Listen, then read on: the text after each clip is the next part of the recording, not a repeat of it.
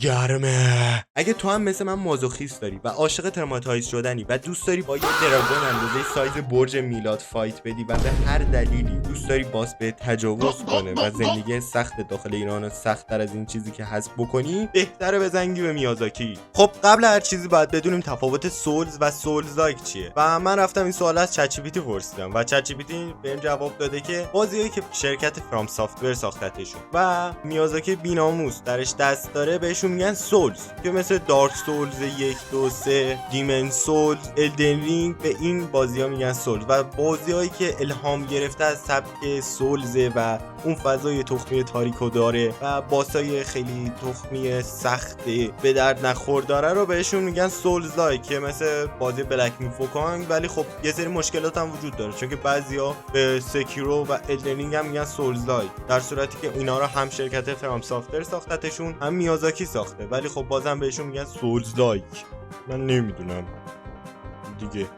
با اینکه بهت پیشنهاد میکنم کلا سمت سولز نری و زندگی سخت داخل ایران از اینی که از سخت‌تر نکنی، ولی بهترین انتخاب برای شروع بازی سولز حلقه پیر یا همون الدن رینگ. الدن رینگ تنها بازی سولز اوپن ورده و همین اوپن ورد بودنش باعث میشه به یکی از بهترین انتخابا برای شروع بازی سولز تبدیل بشه. چرا؟ چون که اگه یه باس زیادی برات کلفت بود، بری رون جمع کنی، لول اپ کنی، شمشیر آخر بازی رو برداری بیای و نشون بدی به باس بازی که کلفت این بازی کی. و واقعا اگه اولین بار به موس و کیبورد دست میزنی و اونقدر نوبی که بازم نمیتونی باسو بزنی و یه فمبویی، میتونی بری میمیکو سامن کنی که برات باسو بزنه دیگه، چی میخوای. و الدنینگ به خاطر داستان جذابش و گرافیک و محیط بازی که خیلی خفنه به یکی از معروفترین سولز های دنیای سولز تبدیل شده. داستان خیلی خفنش که کوین ماریکا مثلا هم زن هم مرد، هم پدر بچه‌هاش هم مادر بچه‌هاش دیگه.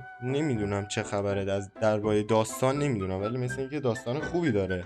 در کل الدنینگ میتونه به یکی از بهترین انتخاب برای شروع بازی سولز تبدیل بشه. با بانو ملینیا رو جذب خودش کنه و لذت ببری از این بازی، که باید بهت بگم که بازم کونت پاره است، گول نخور. بعدی سخت‌ترین گیم جهان از نظر خیلیا سیکتیره، یا همون سئالت خودمون، که راستش از حرف زدن در مورد سکیرو میترسم، چون که فناش واقعا تعصبی ان، دقیقاً مثل فنای اتکن. پسر توی مدرسه پسره بود سکیرو فن بود و وقتی میگفتم نه داداش اینجاش مشکل داره، نه سکیرو بهترین سولز جهانه، چرا درباره سکیرو بد میگی؟ با احترام شروع میکنم درباره سکیرو نظر دادن، لطفا منو توی کامنت ها پاره نکنید. سکیرو برعکس بازی‌های دیگه مثل الدنینگ و دارک داستان خوبی نداره، پس چرا دروغ، داستان خیلی خفنی نداره و اسپویلم نمی‌کنم داستانو. پس در همین حد بدونید که داستانش مثل بازی‌های دیگه خیلی خفن نیست و سعی کرده بیشتر تمرکزشو بذاره روی گیم پلی و جذابیت خود بازی. مثلا برعکس بازی سولز دیگه تو نمیتونی بری با دمیج دادن باسو بکشی و من داشتم فاکینگ 1 ماه سعی می‌کردم با دمیج دادن باسو رو بکشم و یه چند تایی هم این کارو کردم، ولی خب خاله پروانه بهم فهمون که نمیتونی با دمیج دادن هیچ باسی رو بکشی و من بعدش مجبور شدم هری کردن رو یاد بگیرم، که همین سکیرو رو با بقیه سولز های دیگه متفاوت میکنه، که باعث میشه بهش بگن سولز لایک. چرا؟ چون که برعکس سولز های دیگه که تو رول میزنی، پرواز میکنی، دراگون از جیبت در میاری، سوردتو تعویض میکنی، یه چیز خفن تر میگیری، سکیرو اینجوری نیست. تو فقط یه شمشیر داری، تا آخر بازی باید با همون باسا رو پری کنی و بزنی دیگه. تنها چیزی که قوی تر میشن باسان، تو قوی تر نمیشی، تنها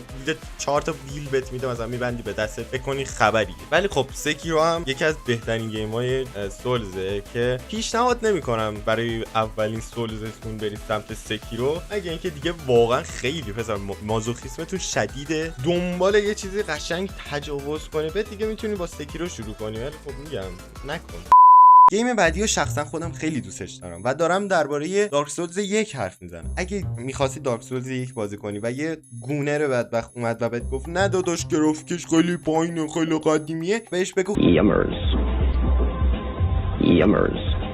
دارک سولز 1 با اون موسیقی خفنش داخل گیم، اون مپ دیزاین جذابش و کلا حال و هوای گیم، به قول میدم قرار خیلی ازش لذت ببری. و حتی داخل گیم یه سری کارایی داره که تو میتونی ساعت‌ها داخلش سرگرم شی و لذت ببری. دارک سولز 1 رو بهش یه شانس بدید و بهتون قول میدم قرار لذت ببرید از کل گیم. تازه سولیر هم داره دیگه، چی میخوای؟ درباره دارک سولز 2 هم که کلا حرف نمیزنم، اسکیپش میدیم چون که شکنجه است. اون دیگه سولز نیست، قرار نیست ازش لذت ببری. بهت قول میدم من دارک سولز 2 رو تموم کردم و بعد تموم کردنش برعکس بقیه گیم‌های سولز اینجوری نبودم که واو، اینجوری بودم که این چه کسچری بود، ولم کن. دارک سولز 2 رو کلا بهتون پیشنهاد نمیکنم. بریم دارک سولز 3. بازی بعدی دارک سولز 3 که خدایی شاهکاره. نه تنها سولیر داره بلکه بانو فایر کیپر هم داره و با طراحی کاراکتر خفنش، گرافیک بهترش نسبت به دارک سولز 1 و موومنت بهتر، محیط جذابترش، کلا این توی یه لول دیگه نسبت به دارک سولز 1 قرار میگیره. ولی خب من دارک سولز 1 رو بیشتر دوست داشتم. دارک سولز 3 هم میتونه به یکی از بهترین گزینه‌ها برای شروع بازی سولز تبدیل بشه. دیمن سولز و بلادبورن و الدنینگ نایت رین میمونه که خب الدنینگ نایت رین بازی نکردم چون که دوستم میگفت بتل رویال چیه، از بالای مپ اسپان میشه آنلاین میری، نمیدونم. دیمن سولز و بلادبورن هم روی PS5 و PS4 نسخه PC ندارن. خب من PC پلیرم پس نظر خاصی هم دربارش نمیدم. الدنینگ DLC هم میمونه که به نظر من الدرینگ DLC برعکس الدرینگ نایت رین که رید، الدرینگ DLC واقعا شاهکاره به اندازه همون الدرینگ عادی و یه سری باسه خیلی خفن داره. حتی مزمر داره، مزمر مال DLC بود دیگه فکر کنم. بعد واقعا به نظر من ارزش بازی کردن داره. الدرینگ DLC هم بعد الدرینگ عادی واقعا بازی کنی. بعد از اینکه بازی سولزی که میخوای بازی کنی و انتخاب کردی، بعد یه سری انتخابات دیگه هم بکنی. دو راه داری، یا میتونی بری توی دسته نه من میخوام از بازی لذت ببرم و از واکرو خوشم نمیاد داداشه، و دسته دوم امید لنونن که دسته اول خونشون پاره است، ولی خب توی دسته دوم میتونی گیمو پلت کنی و آرمور مخفی بازی رو بگیری و بازم کنه پاره است. که خودم بایروی توی دسته سیا مکتفم، مکتف بهتره، همون سیا خیلی خفنه. برید ویدیو همون سیا رو ببینید، عشق می‌کنید خدایی.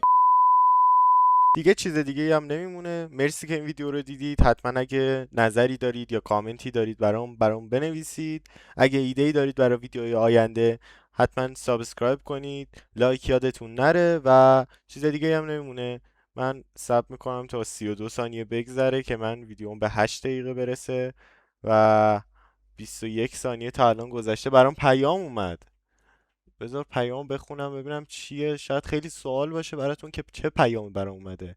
نوشته 180,000 تومان خرید بدون بهانه برای شما اسنپ مارکت. همین دیگه، خداحافظ.